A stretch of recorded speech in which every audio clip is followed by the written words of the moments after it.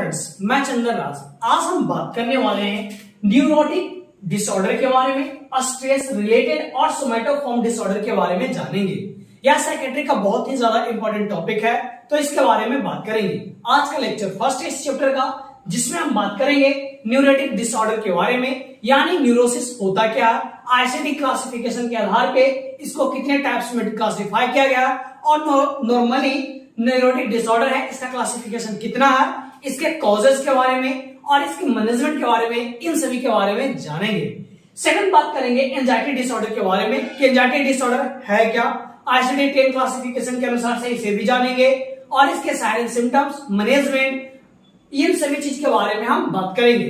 तो चलिए फ्रेंड्स, बिना देर के स्टार्ट करते हैं न्यूरोटिक डिसऑर्डर। तो बात करते हैं न्यूरोसिस के बारे में। तो बोला गया neurosis is the minor illness which characterized by the presence of symptoms and group of symptoms which cause subjective distress to the patient. बोला गया कि न्यूरोसिस कहते किसको है, तो न्यूरोसिस क्या है, यह एक माइनर इलनेस है, छोटा मोटा यह बीमारी है जिसमें कैरेक्टराइज्ड बाय द, इसमें देखा गया क्या प्रेजेंस ऑफ कुछ सिम्टम्स के बारे में एंड ग्रुप ऑफ सिम्टम्स, बहुत सारे जो सिम्टम्स है उसे एक बार में देखा गया, जो कि विच कॉज, वो क्या कर रहा था, वो सभी जो सिम्टम्स है वो distress, subjective distress to the patient, patient को डिस्ट्रेस, तनाव उत्पन्न कर रहा था, तो इसी को क्या बोलते हैं, न्यूरोसिस बोलते हैं। सेकंड डेफिनेशन के बारे में बात करें तो neurosis is the psychiatric disorder in which the patient exhibit excess and prolonged emotional response to the stressor and it is not due to the organic brain disorder।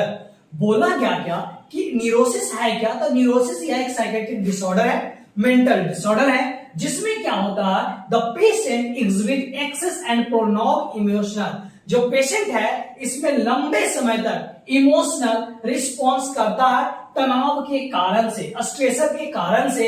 It is not due to organic brain disease, या कोई भी brain disease के कारण से नहीं होता है। जैसे कि नॉर्मली हम यहां पर बोल सकते हैं कि न्यूरोसिस क्या है, तो न्यूरोसिस या एक माइनर इलनेस है, या फिर इसको आप बोल सकते हैं कि एक साइकेट्रिक डिसऑर्डर है जिसमें जो पेशेंट है वो लंबे समय तक इमोशनल रिस्पॉन्स करता है, किसके कारण से, स्ट्रेस के कारण से, तो इसी को न्यूरोसिस बोलते हैं। या फिर सिंपल बोल सकते हैं जो पेशेंट है वो सब्जेक्टिव डिस्ट्रेस में पहुंच जाता है, किसके कारण से, बहुत सारे जो साइलेंट सिम्टम्स देखने को मिल रहा है पेशेंट में, या फिर ग्रुप ऑफ सिम्टम्स देखने को मिल रहा है, तो जिसके कारण से जो पेशेंट है वो क्या चीज है, न्यूरोसिस के कंडीशन में हो जाता है। कॉजेस के बारे में तो मेनली 6 कॉज होते हैं, उसके अंदर में और बहुत सारे कॉजेज हैं, तो उन सभी के बारे में हम बात करते हैं। सबसे पहले याद रखना तो हेरिडिटरी या फिर जेनेटिक्स, यानी जनरेशन बाय जनरेशन जो आते हैं उसे क्या बोलते हैं, हेरिडिटरी बोलते हैं या फिर जेनेटिक्स बोलते हैं, तो ये मेन कॉज है। सेकंड, न्यूरोट्रांसमीटर अल्टरेशन होने के कारण से, न्यूरोट्रांसमीटर कहने का मतलब जो गावा है इसके अगर अल्टरेशन हो जाए, अगर इसके लेवल में कम हो जाए, तो जिसके कारण से न्यूरोसिस डेवलप होते हैं। बात करते हैं ड्रग्स या फिर केमिकल्स इंड्यूस्ड, इसके अगर कोई भी केमिकल्स या फिर ड्रग्स अगर लंबे समय तक अगर आप ले रहे हैं तो जिसके कारण से न्यूरोसिस डेवलप हो पाते हैं। Prolong use of the few drugs may cause anxiety, मैंने भी बताया कि अगर लंबे समय तक अगर कोई भी ड्रग्स वगैरह अगर यूज करते हैं तो जिसके कारण से एंजाइटी कॉज होता है। बात करते हैं जैसे infusion of sodium lactate, inhalation of 5% of CO2। बात करते हैं बाइकार्बोनेट, अगर पीएच या फिर CO2 का लेवल अगर उसमें चेंजिंग देखने को मिल रहा है तो जिसके कारण से होता है। या फिर नॉन एड्रेनर्जिक ड्रग्स या फिर कोई एजेंट का अगर यूज कर रहे हैं तो जिसके कारण से न्यूरोसिस डेवलप होने का चांसेस होते हैं। बात करते हैं ऑर्गेनिक ब्रेन डिसऑर्डर, अगर ब्रेन में कोई भी पैथोलॉजिकल कंडीशन के कारण से, जैसे हेड इंजरी हो गया हो या फिर इंसेफ्लाइटिस हो गया हो, यानी आइटिस जो वर्ड है वो किस को डिनोट करता है, इन्फ्लामेशन को, यानी ब्रेन के जो सेल है उसमें अगर इन्फ्लामेशन हो जाता है उसे क्या बोलते हैं, इंसेफ्लाइटिस बोलते हैं। तो ये 2 कॉजेस के कारण से न्यूरोसिस डेवलप हो सकते हैं। बात करते हैं ब्रेन एनाटॉमिकल रिलेटेड कॉजेस के बारे में। ब्रेन एनाटॉमिकल कहने का मतलब कि जो हमारे ब्रेन में जो लोकेटेड ऑर्गन्स, जो पार्ट्स हैं, उसके कारण से भी न्यूरोसिस डेवलप होते हैं। When reduced blood supply and injury to the any part of the brain, a cause anxiety disorder। अगर ब्रेन के कोई पार्ट में अगर ब्लड सप्लाई प्रॉपर तरीके से नहीं हो रहा हो, या फिर कोई भी अगर ब्रेन का पार्ट्स है उसमें अगर इंजरी हो गया हो तो जिसके कारण से एंजाइटी डिसऑर्डर डेवलप होते हैं। बात करते हैं जैसे लिम्बिक सिस्टम हो गया या फिर सेरिब्रल कॉर्टेक्स जिसको फ्रंटल लोब के नाम से जानते हैं। अगर फ्रंटल लोब में कोई भी अगर इंजरी हो रहा हो या फिर ब्लड सप्लाई सही से नहीं जा रहा हो तो जिसके कारण से हमें क्या चीज देखने को मिलेगा, एंजाइटी डिसऑर्डर देखने को मिलेगा। एंड लास्टली जो बात करें स्ट्रेस, तो अगर फ्रेंड्स अगर एग्जाम में अगर आप इस तरह से पॉइंट वाइज करके अंदर में करके पॉइंट वाइज लिखते हैं तो आपके नंबर नहीं काटेंगे और देखने में भी अच्छा लगते हैं। तो इसलिए फ्रेंड्स इस तरह से लिखना आप सीखें। तो ये सभी जो मैंने बात किया कॉजेस के बारे में, जो आपके आगे एंजाइटी डिसऑर्डर है उसके कॉजेस में भी यह काम देंगे। जैसे कि यहाँ पे एंजाइटी डिसऑर्डर कॉज करता है तो जिसमें लिम्बिक सिस्टम, तो इसमें क्या हो जाएगा, ब्रेन एनाटॉमी रिलेटेड कॉज हो जाएगा और ऑर्गेनिक ब्रेन डिसऑर्डर हो जाएगा। तो ये सभी जितने भी कॉज हैं यह एंजाइटी डिसऑर्डर को भी कॉजेज करते हैं। तो आपको फ्रेंड्स पसंद आ रहा होगा तो इस वीडियो को ज्यादा से ज्यादा शेयर करें और कमेंट करके जरूर बताएं कि कैसा लगा इस वीडियो को। अब हम बात करने वाले हैं एंजाइटी डिसऑर्डर के बारे में। एंजाइटी डिसऑर्डर होता क्या है, इसके कॉजेज जो मैंने अभी बता दिया, और इसके बाद करेंगे साइन एंड सिम्टम्स के बारे में और ट्रीटमेंट के बारे में भी बात करेंगे। तो बात करते हैं एंजाइटी के बारे में। एंजाइटी का मतलब होता है चिंता। अब आप नॉर्मली ही समझो कि चिंता करते कैसे हैं, तो किसी के बारे में सोचना या फिर जब आप किसी चीज के बारे में सोचते हो तो देखते हो जो आपके फेस पे कैसा रहता है, फियर टाइप का रहता है, स्पष्ट तरीके से दिख जाता है पर्सन को कि ये क्या कर रहा है, सोच रहा है या चिंता में किसी डर से है, तो उसका फेस के एक्सप्रेशन वगैरह से दिख जाता है। तो यहाँ पे डिफाइन किया गया कि anxiety disorder are the psychological disturbance. Anxiety disorder क्या है, या एक साइकोलॉजिकल डिस्टर्बेंस है। साइकोलॉजिकल कहने का मतलब कि आप मेंटली तरीके से क्या है, डिस्टर्ब है, जिसमें वेयर एंजाइटी इज डिफाइंड, जिसमें बताया गया कि एंजाइटी को कैसे डिफाइन किया गया कि as diffuse value very unpleasant feeling of fear and apprehension. बोला गया कि इसमें आशंका होता है या फिर स्पष्ट तरीके से पर्सन को दिख जाता, पर्सन में दिखता है कि उसका जो फीलिंग है वो कैसा है, अनप्लीजेंट है और वो डर सा वो महसूस कर रहा है, तो वैसे को क्या बोलते हैं, एंजाइटी बोलते हैं। एंजाइटी क्या है, यह एक नॉर्मल फेनोमेना है। बात करते हैं सेकंड डिफिनेशन के बारे में कि anxiety is a normal phenomena which is characterized by the state of apprehension और uneasy arising out of the anticipation of the danger. बोला गया कि एंजाइटी क्या है, यह एक नॉर्मल फेनोमेना है जिसमें पर्सन को आशंका होता है, डर होता है कि किसके बारे में, कि हमारे साथ कोई भी चीज मतलब दुर्घटना वगैरह तो नहीं हो जाए, तो इसके बारे में सोचते रहता है, वो उसके अंदर में डर होता है, तो इसी चीज को क्या बोलते हैं, एंजाइटी बोलते हैं। यानी हिंदी में आप क्या बोल सकते हैं, चिंता। तो इसको बोलते हैं एंजाइटी बोलते हैं। तो यहाँ पर स्पष्ट तरीके से यह बताया गया कि एंजाइटी क्या है, तो यह एक अनप्लेजेंट फीलिंग ऑफ फियर है या फिर अप्रीहेंशन है। अप्रीहेंशन का मतलब होता है आशंका, कि पर्सन को डर ऐसा फील हो रहा है। यहां पर भी बताया गया कि एंटिसिपेशन ऑफ डेंजर, उसे लगता है कि हमारे साथ कहीं कुछ दुर्घटना ना हो जाए, हम कहीं कुछ हो ना जाए हमें, तो इस तरह का अगर फीलिंग्स आता है तो इसको क्या बोलते हैं, एंजाइटी बोलते हैं। अब बात करते हैं एपिडेमियोलॉजी ऑफ एंजाइटी डिसऑर्डर के बारे में कि जो एंजाइटी डिसऑर्डर है यह मोस्टली फीमेल्स में देखने को मिलता है। वही बोला गया कि anxiety disorder are common in the female. फिर बोला गया कि common anxiety disorder in female in a specific phobia followed by the social phobia. बोला गया कि जो फीमेल्स में जो एंजाइटी डिसऑर्डर देखने को मिलता है वो क्या होता है, स्पेसिफिक फोबिया होता है। बात करेंगे फोबिया के बारे में नेक्स्ट लेक्चर में आएगा, जिसमें मैं बताऊंगा कि फोबिया होता क्या है। किसी चीज से अगर डरता है तो उसको क्या बोलते हैं, फोबिया बोलता है। यानी फियर अगर किसी चीज से है तो उसको क्या होता है, फोबिया बोलते हैं। फोबिया का डिफरेंट टाइप्स होता है, तो उन सभी के बारे में नेक्स्ट लेक्चर में बात करेंगे। तो प्लीज आप हमारे बेल आइकन को जरूर दबा दें ताकि न्यू वीडियो का नोटिफिकेशन आपके पास पहुंच जाए। तो बोला गया कि उसमें क्या देखा जाता है, सोशल फोबिया। सोशल फोबिया कहने का मतलब कि जहां पे लोग समूह में जमे हुए हैं वहां पर जाने से या डरते हैं, तो यह फीमेल्स में देखने को मिलता है। और common anxiety disorder in male is social phobia. और मेल में भी जो कॉमन एंजाइटी डिसऑर्डर देखने को मिलता है वो कैसे कहता है, सोशल फोबिया ही देखने को मिलता है। बात करते हैं लेवल ऑफ एंजाइटी के बारे में। तो एंजाइटी का लेवल डिफरेंट होते हैं, normal, euphoria, mild anxiety, moderate anxiety, severe anxiety and panic anxiety. तो ये डिफरेंट टाइप्स के लेवल है एंजाइटी का, तो इसके बारे में हम डिफाइन करेंगे। तो आई होप फ्रेंड्स आपको कैसा लग रहा है कमेंट करके जरूर बताएं, ताकि मैं वीडियो में कुछ सुधार कर सकूं और आपको ज्यादा से ज्यादा मैं नॉलेज गेन करवा सकूं। अब बात करते हैं न्यूरोसिस के क्लासिफिकेशन के बारे में। तो सबसे जो इंपॉर्टेंट होता है वो ICD-10 क्लासिफिकेशन होता है। तो सबसे पहले इसके बारे में जानते हैं। तो ICD-10 क्लासिफिकेशन में न्यूरोसिस को F40 से F48 तक इसको क्लासिफाई किया गया है। F40 में फोबिक एंजाइटी डिसऑर्डर आते हैं, F41 में अदर एंजाइटी डिसऑर्डर आते हैं, F42 में ओबेसिव कंपल्सिव डिसऑर्डर आते हैं जिसको OCD के नाम से भी जानते हैं। एंड बात करते हैं F43 के बारे में, reaction to severe stress and adjustment disorder आते हैं। F44 में कन्वर्सन एंड डिसोसिएटिव डिसऑर्डर आते हैं। एंड F44 के बाद डायरेक्ट 48 आता है जिसमें अदर न्यूरोटिक डिसऑर्डर आते हैं। तो ये बेसिकली 5 क्लासिफिकेशन है ICD-10 में जो कि न्यूरोसिस को क्लासिफाई किया गया है। बेसिकली नॉर्मली अगर बात करते हैं क्लासिफिकेशन ऑफ न्यूरोसिस के बारे में, तो यह है generalized anxiety disorder, panic anxiety disorder, phobic anxiety disorder, obsessive compulsive disorder, dissociative reaction, conversion disorder and बात करते हैं लास्ट में साइकोसोमेटिक डिसऑर्डर। तो ये है जो क्लासिफिकेशन के बारे में बात किए। अब हम बात करते हैं कॉजेस के बारे में कि किन किन कारणों से ये हमें न्यूरोसिस कॉज कर सकता है, जिसके बारे में जानते हैं। अब हम बात करेंगे एंजाइटी के सिम्टम्स के बारे में। तो सबसे पहले बात करते हैं एंजाइटी के सिम्टम्स में 4 मेन कैटेगरी में मैंने डिवाइड किया हूं और इसके अंदर में बहुत सारे सिम्टम्स है जिन सभी के बारे में बात करता हूं।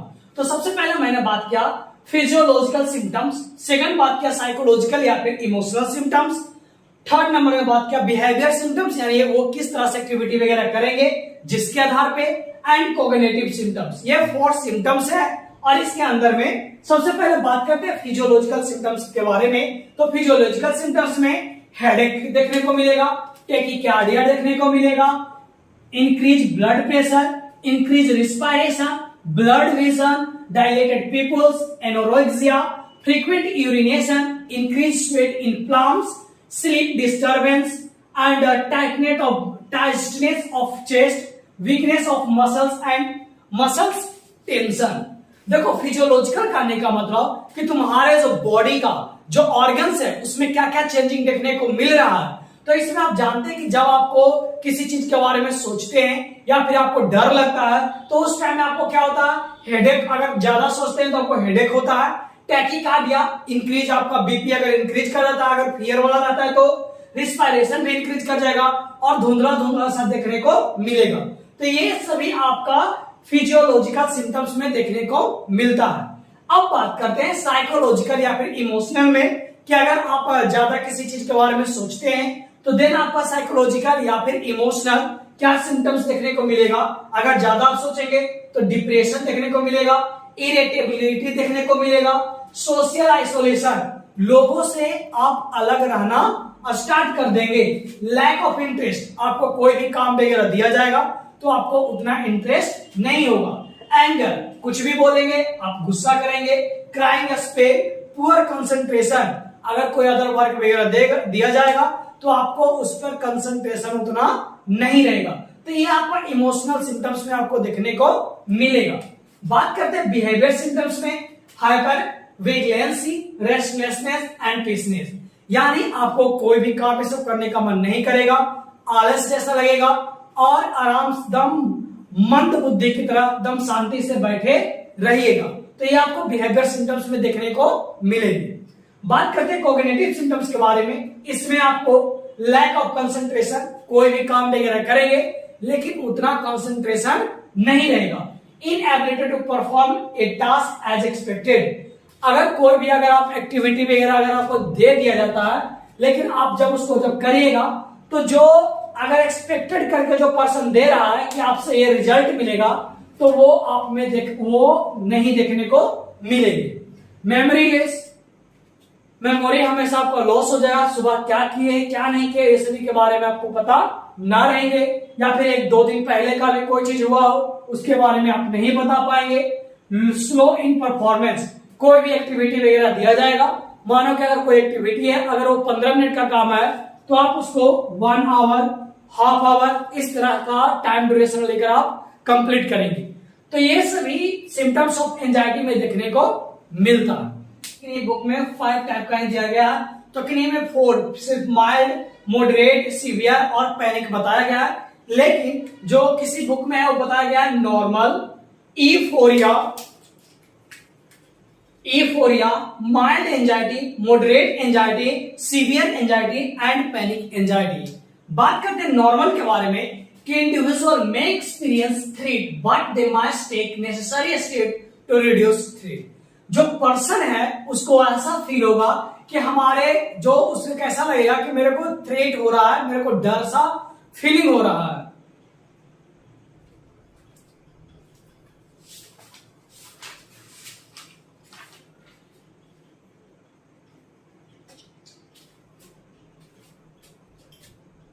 तो फ्रेंड्स अब हम बात करेंगे लेवल ऑफ एंजाइटी के बारे में। तो डिफरेंट बुक में डिफरेंट कैटेगरी में डिवाइड किया गया है। तो मेनली यहाँ पर हम 6 टाइप्स में बात करेंगे, normal, euphoria, mild anxiety, moderate anxiety, severe anxiety and panic anxiety.